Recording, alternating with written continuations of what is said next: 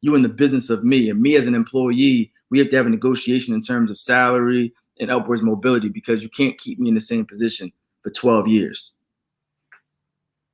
That's so good. Like, I didn't expect so many gems to be dropped. Like, not nothing on you, but it's just like they just keep coming with everything you say. I'm just like, I can't hold them all.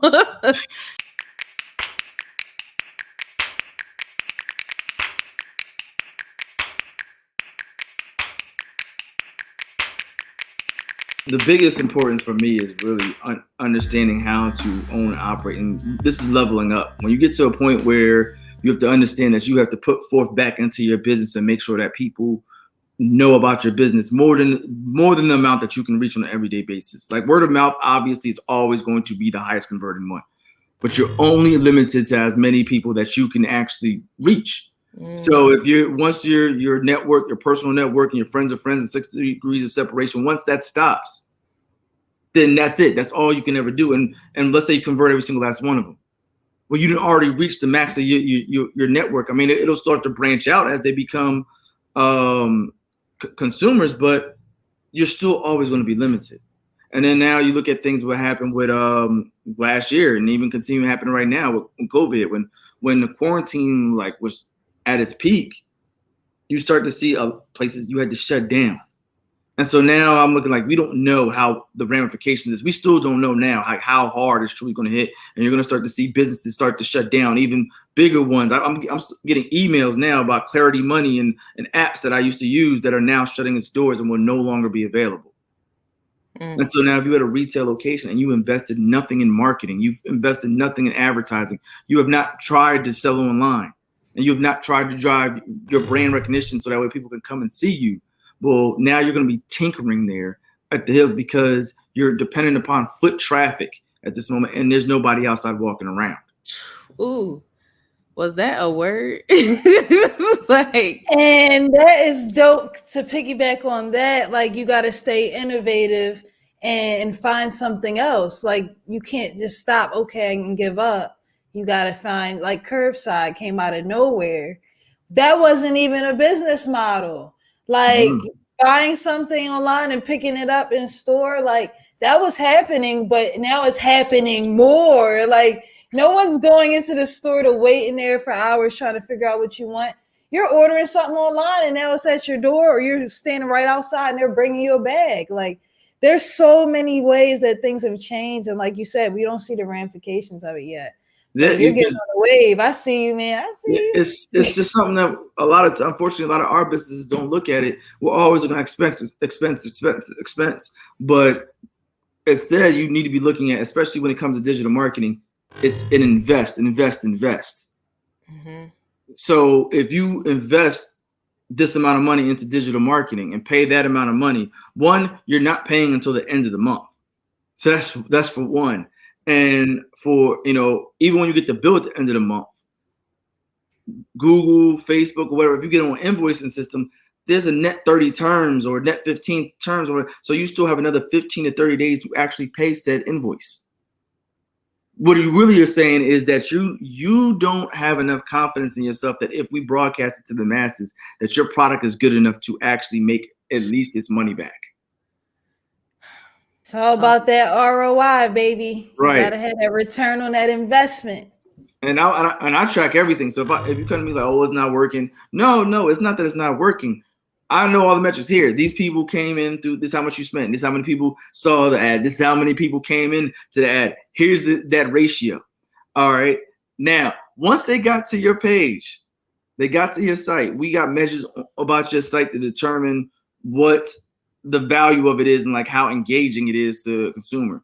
We have things like bounce rates, which is like it's a percentage from 0 to 100 that determines how many people went to your site and left after the first page. They didn't even bother going in.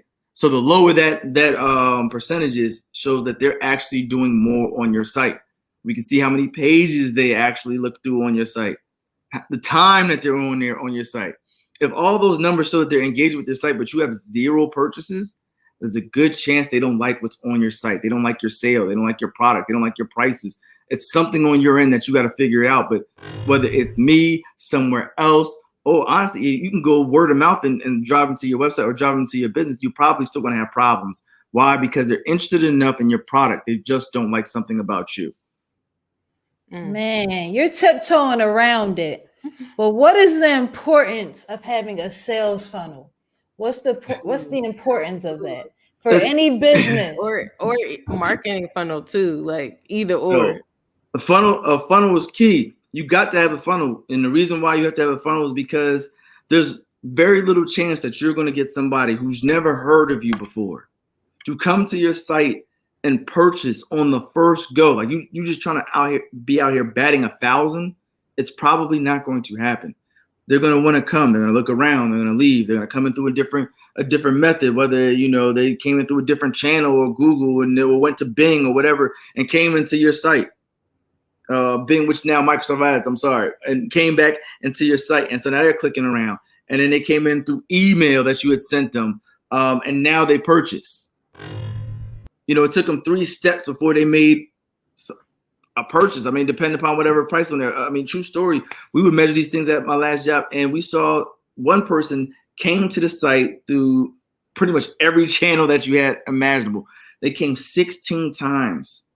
16 times before they made a $25 purchase. Ooh. They got them in the funnel, baby. They was in there. If it took them that long to convert, and we're just like, wow, we have other things on here that are thousands of dollars and are one of our lowest price points.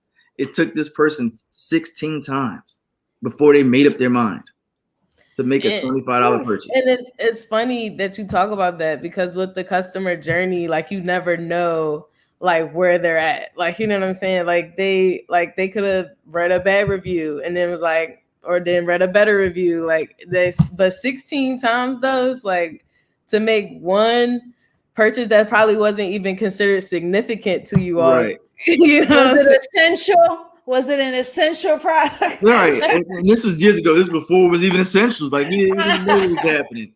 But the aspect is, going back to your funnel is you have to know these things. You have to know, here are my top of funnel things. These are just centered around how I'm trying to get as many eyes on it as possible. I'm just trying to raise awareness. I want people to know my brand. I want people to know the name. I want to know the logo. I want to know the products we have. I know I'm not going to convert these people, but it's just, these are what I'm investing in, just get my name out there. Mm-hmm. And which channels are that? Then you got your mid-level ones where they've now made an action. They've come to your site and they're clicking around on there and they're making, actions on your site and engaging with it. Whether that's signing up for your email list for your newsletter, or reading your blogs, or watching your videos on there, clicking around on your different products. They may even add to cart, but they didn't check out.